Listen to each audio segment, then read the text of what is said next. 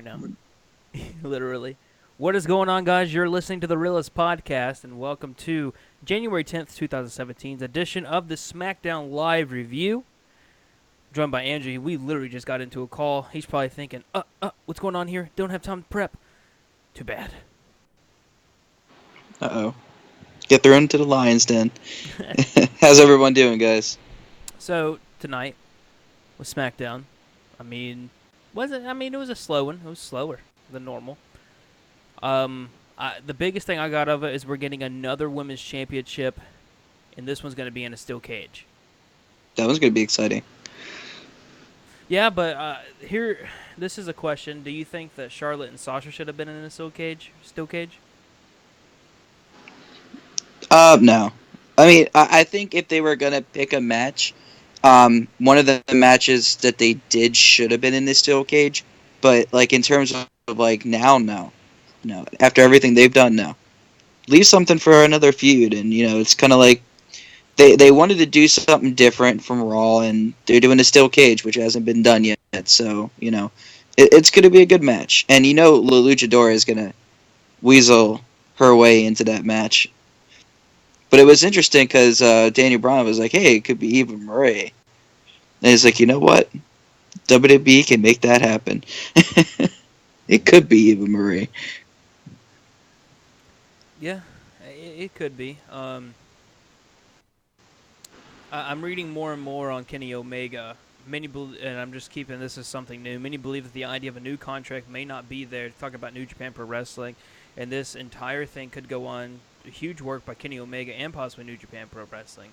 He almost tried to reassure New Japan Pro Wrestling fans that he is not leaving for WWE or anyone yet in an interview with Sports Illustrated. He said, "I've set a dangerous pace for 2017, but I continue onward to the best of my ability. I still have more to share with the wrestling world, so let's change the business together even more in 2017. I fear that everyone has taken my word too literally. Yes, I'm out of the country and off the shows, but I haven't signed a new contract anywhere, any new contracts yet. After such a huge loss, I didn't want to just hang around and take part in the meaningless matches. I'm only interested in changing the business, so I'm thinking carefully of what's next." So he's trying to go back and forth on what he's wanting to do. Now this is back how Omega claimed just the opposite, talking about it's believed that that he's simply just taking time away because he is hurt from the match against Okada, which would make sense. That was a hardcore match.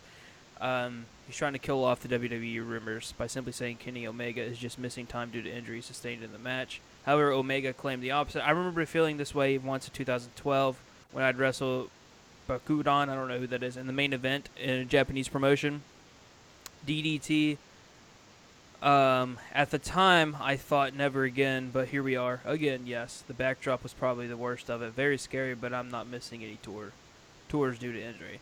So this is just keeps going back and forth. This is kind of new. I just read this just now. This has kind of been back and forth. At one point we hear Kenny Omega is not interested. At another point we hear, it seems like Kenny Omega could be going to WWE. And then turn around once again, and we're getting Kenny Omega straight up basically saying, I'm not going to WWE. Look, this will be the only thing I say about it because it does kind of get annoying hearing the same thing over and over. If he comes to WWE, we'll see him in WWE. That's it, but... Oh, yeah, no question. The kind of talent he is. Absolutely. I mean, I'm a fan now of Kenny Omega. Oh, yeah, after Wrestle Kingdom, absolutely. And that was my first time seeing him, and I was completely blown away. Once again, guys, if you haven't watched Wrestle Kingdom, you gotta get over there and watch that. It's a spectacle. It really is. If you follow my personal Twitter at Kermit CERMIIT, I'll put it in chat right now. I will actually give you a link. I'm not going to give you guys a link in the chat because of we could probably get in trouble. What's going on, Juan? Now, did we see possibly the Wyatt family breaking up? It looks like that's the direction they're going in, and it's all going according to plan. It looks like from Randy Orton, he did exactly what he was supposed to do, and how he suddenly hit Luke Harper off the ropes, and of course, Luke Harper comes in the ring, tries to get revenge on him, and then Bray Wyatt tries to get in between them, and of course, Randy Orton suckers him into trying to kick him, moves out of the way, hits Bray Wyatt. So now you got that dissension going on. It's just like I said, a month ago. It's like when he joined the Wyatt family, I knew exactly what they were going to do. They were going to have him team up for a while. They were going to have Randy Orton cause Luke Harper to get involved with Bray Wyatt, and then Bray Wyatt's going to toss Luke Harper out. And once Luke Harper's out of the situation, it's just going to be Randy Orton versus Bray Wyatt when he turns on him. And I think it's going to propel it into a more excellent feud than it was when it first started. Yeah. John Cena versus Baron Corbin wasn't a bad match. John Cena needed a win because he was on a losing streak, and you can't have a title match with someone on a losing streak like that, especially when he hasn't won anything big. So of course, he beats probably the hottest thing in SmackDown, which is Baron Corbin. Yeah. It was an excellent match too. I mean, I'm definitely seeing a lot of improvements when it comes to the motions of Baron Corbin. He's improving at a very quick rate, and it's saying something too, because before that he wasn't really doing anything. He was just getting these squash matches here and there. Yeah, we also Dolph Ziggler completely turned heel. He actually finally completely turned heel, and we're going to be seeing probably a feud between him, Kalisto, and Apollo Crews. So it's going to be good to have Apollo Crews in there, but the only problem with Apollo Crews is we don't know what he is or who he is. All we know is he's a guy, big guy, comes out, smiles, and tries to make everyone cheer for him.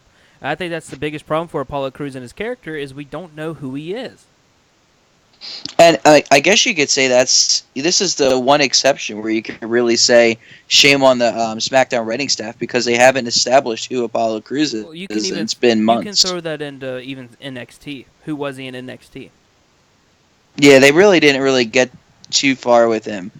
And it was like they were really hot on him in NXT, and then they stopped developing him in NXT, and then they brought him to the main roster, and it was the same thing. One thing I absolutely hate still that Raw and SmackDown both do is they promote each other's events.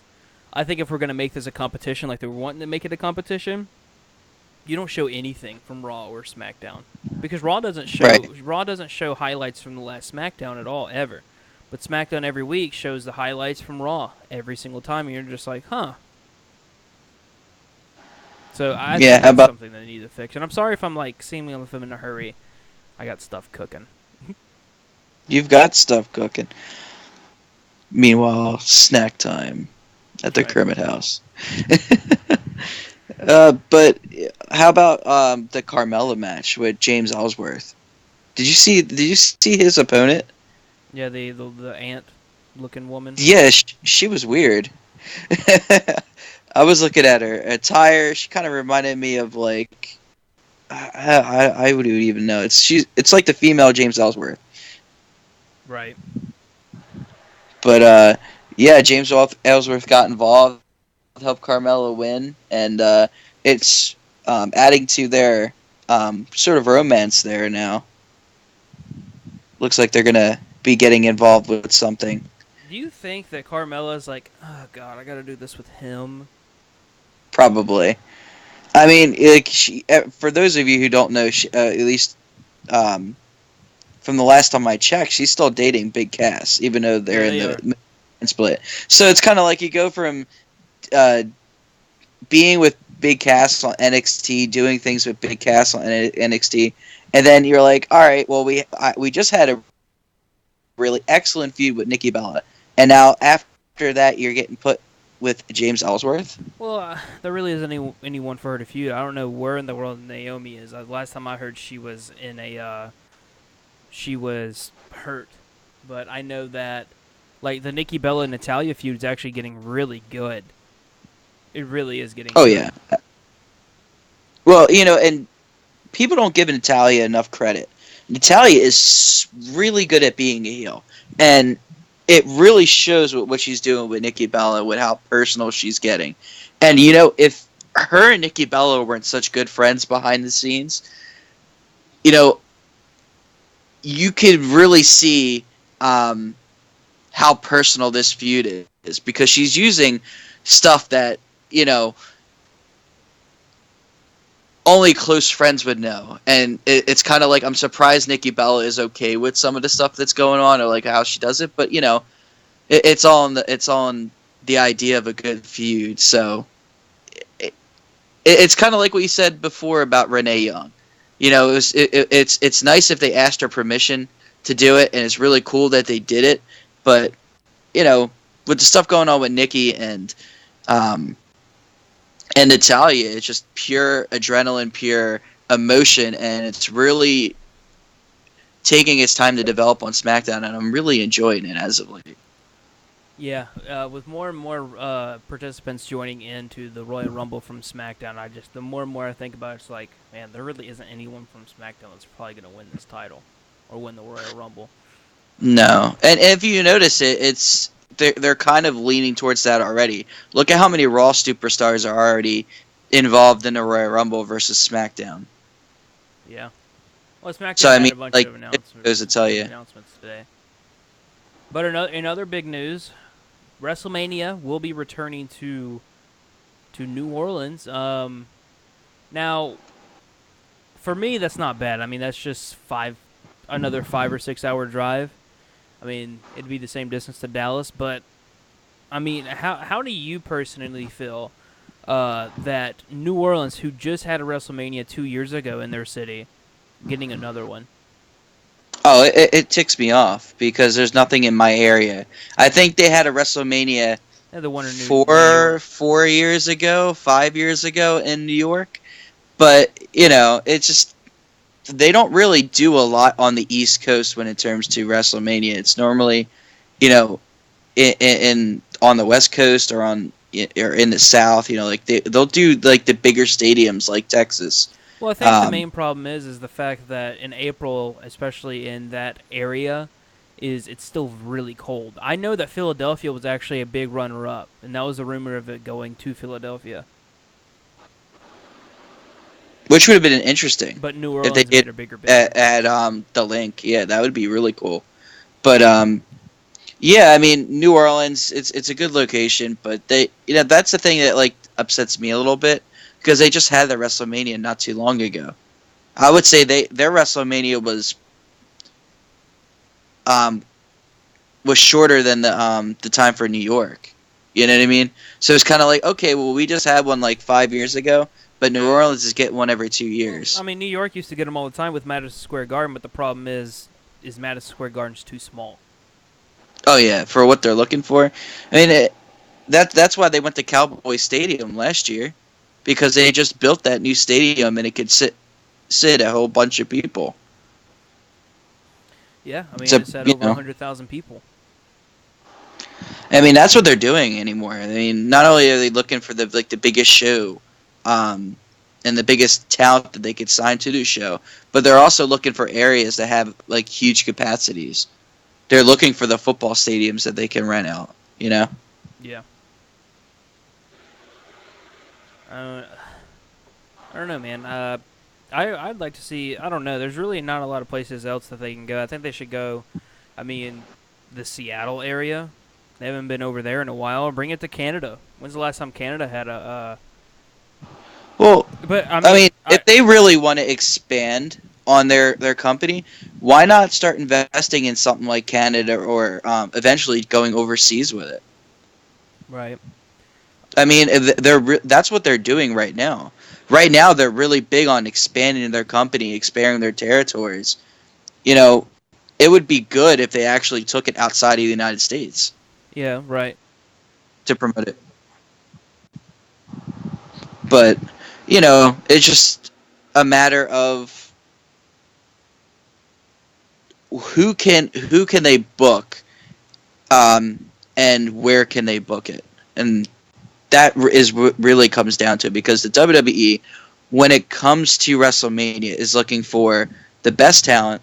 They're looking for the highest number of seats, and when you add all that together, what they're trying to do is get the maximum product on the WWE network. And when it comes to that, you really you really start to feel bad for the areas that really want WrestleMania but can't have WrestleMania because their area or location is too small. You'll never get guys like or areas like Rhode Island. You're not going to get areas like Philadelphia who aren't as big as areas like Texas Well, Philly could get or it. New Orleans. I don't think Philly can get it. Well, I really don't. they were big up there in getting it. I remember it was rumored to go to either back to the West Coast, Philadelphia, and then like a few other places. I didn't think New Orleans. I did not hear a single thing on New Orleans until just the other day when it was confirmed. I totally forgot to mention it yesterday. Yeah, I mean, but New Orleans is a huge location. Yeah. You know what I mean? There's just so much to it. I mean, it's a famous area. It's not more so like Philadelphia, which is more low key. I mean, there's not too much going on in Philadelphia, um, unless you want to look at like historical areas. I mean, you personally don't want my opinion um, on Philadelphia. Well, I already know what your opinion on Philadelphia, Mr. Cowboys fan. No, it's I not. mean, It's not that. I've been to Philadelphia. I can't do Philadelphia. To me, it's just It's a nasty city. well, I mean, there's a lot of cities that are nasty. Oh yeah, I mean, Pittsburgh, disgusting too. but yeah, it just depends on how the city's kept together. You know, I've been to different cities, and there's some cities that look good, some cities that don't, and that really falls on the people who maintain them. But I mean, in terms of wrestling, like I said, they're only going to go to where the big bucks are going to go and where the big locations are, where they're going to be able to sell the most tickets. Yeah. But I mean, there's a lot of people out there that pay top dollar for the tickets, and I'm sure like what the top dollar tickets are. I'm sure you checked when For you went WrestleMania? to WrestleMania. Yeah, like the top of the line ringside seats. They've got to be like thousands of dollars to get ringside seats at WrestleMania. I could possibly tell you them right now. But I mean, there's people that are crazy enough that they'll travel from other countries to come to WrestleMania, or they'll travel, from all the way across the United States to go to WrestleMania just to have the ringside seats. And that's like thousands of dollars that they're spending on these tickets. So if I am to want to sit F1, which is ringside by right beside the ramp, you'd have to pay for the cheapest row in. I don't know which row that is, but if for that, you'd be paying 1,000.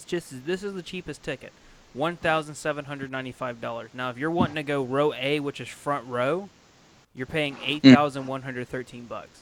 Right. Yeah. Just look at that difference there, being closer to the ring. Yeah. Wow. But I don't think what people understand is like, yeah, I could go up top. Like, listen to me personally, going up top. Yeah, like I'm going at 208, which is about where we were. It is $158. Oh, that's not bad. Yeah, it's not bad until you look down. And you're just like, man, I can put my thumb just right there, and they're bigger. Yeah. Right. I don't know. There's some decent seats when you go to areas like that. Like I know when I go to Philadelphia, I'm always where I sit is my seats that I buy are right behind the commentary, and I'm right on the floor. Like I'm on the row that is just going up, Right. into the stands. So it's kind of like I'm on an angle where I'm not on the floor, but on the section above the floor. So it's like I could see over the people on the floor. Where if you're on the floor, you run the risk of if somebody's taller than you, you can't see over them. But if you're on that little ramp, you can see over everybody. I know. And those super close. Behind now, looking at, and this is like went from a Smackdown review to, we're talking Cena one, to looking at WrestleMania tickets. Now, if we're getting behind commentary for Field G, which Field 2 row G, which I'm assuming Right. that's in the back, is $2,164. The row J is $2,504, and the most expensive one, which is row H, is $6,307. Well, that's right behind the commentary booth. That's So right in that. now let's get the ramp. Now the ramp is cheaper. Like getting on the ramp is $592. That's the cheapest ticket. That's not bad. That's I'd pay not that. bad. I mean, but you're right next to Pyro. That's true. So Yeah, I'd pay for a ramp. Ramps are good seats. if you want the God honest truth, what I would pick, I would probably pick the most expensive. I would go. This is assuming I had the money to spend this much. I'd probably go. It's first level. It's actually $373. Mm, Yeah, it's actually that's not kind of bad. cheap. That's not bad at all. No, not at all. But yeah, there you go. We did your calculations for you. So if You you are want to on the go, Realest podcast. What's going on? there you go. How long's the shoulder tear? What's going on? What do you think of tonight's Smackdown? It was actually pretty great. It was pretty wonderful. Not gonna lie, I was really surprised when one of the main events won. I did not think it was gonna happen. Oh yeah. Who was your Yeah. favorite? Stone Cold Steve Austin or The Rock? Stone Cold, that's my boy. Oh yeah. Everybody Yeah, loves I've Stone always Cold. loved Stone Cold. That nigga. Yeah. What's up? How long was the shoulder tear out? Are you seriously calling me to ask that? Yeah. So, if for everyone that doesn't know, I'm in a Madden league on Xbox. This fool's calling me for a shoulder tear because he got someone hurt. 6 or 7 Guess who it weeks. is, though? 6 or 7 weeks. 6 or 7 weeks. That's crazy. About 6-7 weeks. Who is? Damn. Quit the game. I just can't run one. Quit the game. Sorry, I ain't gonna do it. I'll take you now. All right, I gotta let you go though. Thanks for calling. This fool. Like I'm doing a show. Well, how long's a shoulder tear? Really? No, but I mean, first row is $300, but if you're getting behind the camera, it's $1,000. It's actually a lot more than $1,000. Like, I mean, if you're wanting the cheapest tickets possible, your best bet is top row and kind of behind. Like, I'm looking at $108 worth of ticket right here, but you're also behind. You're behind the ramp, so Pyro's like on you basically. Right, you're directly on the pyro ramp. No, I'm talking about it like above, like top.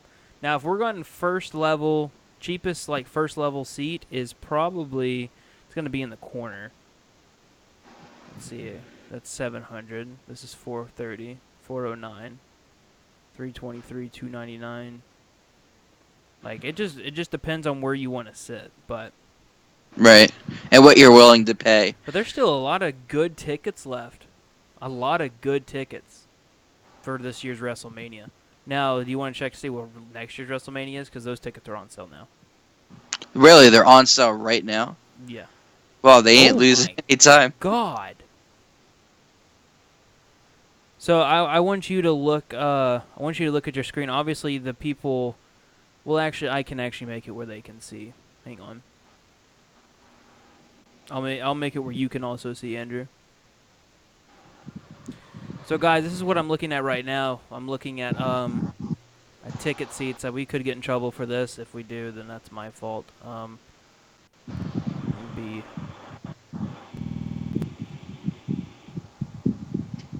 we're gonna get rid Just of give that. just give them a sneak peek. This is what we're looking at when you're buying tickets at WrestleMania for New Orleans. This is how big this stadium is.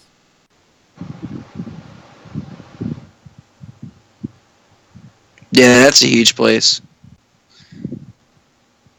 But you're talking about the New Orleans football stadium. Yeah. That sucker's huge.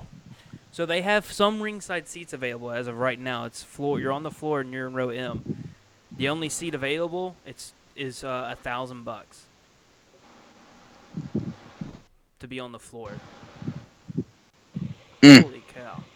That still isn't bad though. They're on the floor. No, like I've said, I'm not. All right, enough of that. I'm not going to WrestleMania unless I have a. Well, I mean, you had a bad experience with your WrestleMania. That's the Yeah. thing. I Why? mean, you actually say that you went to WrestleMania. Juan says, "Are you going to WrestleMania?" No, I'm watching from my home. If WrestleMania came close to me, like in New York again, I'd go. Or if it was There's close. for 3 WrestleManias in a row, I've had them close. Well, yeah, it's interesting Orlando's because they all still have a far, but area. I mean, very It's drivable. doable. You're probably as close to Orlando as I am Yeah, maybe. when you think about it, because I'm going down. You're going east. Right. I'm hitting I-10 and I'm just going. So I mean, that's all I do. I jump on I-95, I believe it is, You know, and they go here's all what's the way down. sad is if I had 2 options. This guy says here, you get. I'll give you 2 tickets. You can bring yourself, and a buddy to go to any show.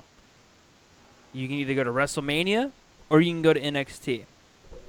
Which show would you rather go to? And those are the seats. That's what you're going to. Sad thing is, I might go see NXT other than WrestleMania. I could be like, well, I'd go to NXT if and only if it was a takeover. that's what I'm saying. It's a takeover. Yeah, if it's a takeover, there's no question about it. And see, like, people would say, "Oh, well, why would you go to Speaking NXT of, takeover?" Because they actually put on a great show. do you want to see how much NXT takeover tickets are? Because those aren't cheap either. Really? Yeah. Well, how much are those tickets? Well, I'm about to tell you. This has become more of a just chill type of stream. You know what? That's what makes us us. We can call an audible. We did our SmackDown where we were just going to do everything else. So if I am to sit, oh my goodness, wait, is this an NXT live event?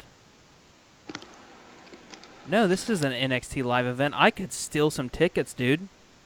Really? Yeah, tickets on the floor is $200. Is that for a takeover or for This a is live show? San Antonio's on the 28th, right? Because yeah, it's on the 28th. Yeah, it's right before the Rumble, dude. If that's how much you're paying for floor seats, I'd do it. I'd buy them right now.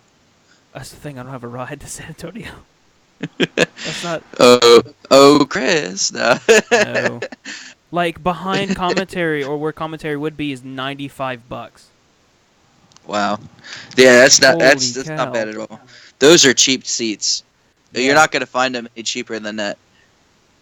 Holy cow. For floor seats? Mm-mm. That's how much I would pay for, like, right behind the ring announcers or, like, at the floor, right behind the family section in Philadelphia is around $200. Now let me check the Royal Rumble tickets. Well, they're going to be significantly more because it's the Royal Rumble. It's I know, but just WWE. in general, that's $200 to sit on the fucking floor. Of NXT TakeOver, By the man. way, just in And case those I are get in good trouble, seats. this is from vividseats.com. These guys are without a doubt the cheapest I've ever seen when it comes to tickets. So right behind is $790. It's not bad for No, not at floor all. seats at the Royal Rumble. I mean, if the Royal Rumble is around you, which I have like 3 big pay-per-views. I have this year, next, and then this coming year or this year's Survivor Series for 2017 is in Houston. Mm. So, I mean, this isn't that bad at all. $2,000 for row 1. Man, I mean, for row 3, it's $188. That's doable. That's very definitely doable. Yeah. I mean, good God. That's like I said. That's what I would pay for Philadelphia if I wanted to sit. Andrew, Right on the. book a flight to Beaumont, Texas, and we can go to NXT Takeover. Oh man. I'd be so down if you came down here. I would probably end up doing that. You should. You got a month. I got a month. No, you got like 2 weeks. Yeah. Or just make the drive. Yeah, I'm gonna pile up in my truck with my shitty ass gas mileage. That'd be fun. So would drive my pickup truck tailgating. But I think that's going to do it for us, though. I mean, Yeah, we kind of ventured off the beaten path today. We had a little Dude, fun with because the show. I can look at tickets all day and just be like, wow, like floor seats. Floor seats. I mean, Okay, that's that's something. by the ramp is $110. You're paying more money for tickets on the ramp than you would behind commentary if commentary's in that area. Wow. Like up top is the balcony. Where was that balcony? Row S. That's $27 for top notch, and you know NXT never gets big places. They're not going to be in the they're not even going to be in the AT&T Center, which is where the San Antonio Spurs play, which was where they're going to be the night after the Royal Rumble. Right. But yeah, I think Yeah, that's surprising for me. I mean, considering how big Takeover has become, you would think that they would get the bigger I'll be back. stadium. But that just goes to show you guys, whenever you think that like you can't afford something in terms of like a pay per view, like really like take the time to like look at the different outlets, because different areas or different websites sell the tickets for a cheaper price, and we've gone through a few areas with prices, and we really see how cheap you can actually get those tickets. And if you haven't gone to a live show, um, it's a lot different from watching it on TV. Obviously, you don't get the commentary, but it's definitely a sight to see at least once in your lifetime. It's interesting to see the behind the scenes efforts from the actual live perspective of actually going to the shows and being emotionally invested in the matches, being able to physically see these superstars in action, and it's just a unique experience. And in order to understand it, you actually have to physically be there. What the fuck was that noise? What the fuck was what noise? Did you not hear it? I didn't hear any noise. I'm sitting here. I hear something fall down, and I thought it was like the stuff I was cooking. That was loud. Holy cow! But I think we're gonna end the show on that note. I got to get a hold of Chris. We gotta talk. We gotta talk. We gotta talk tickets. But I'll. No, I'm probably not going to that either. But till next time, guys. Peace out.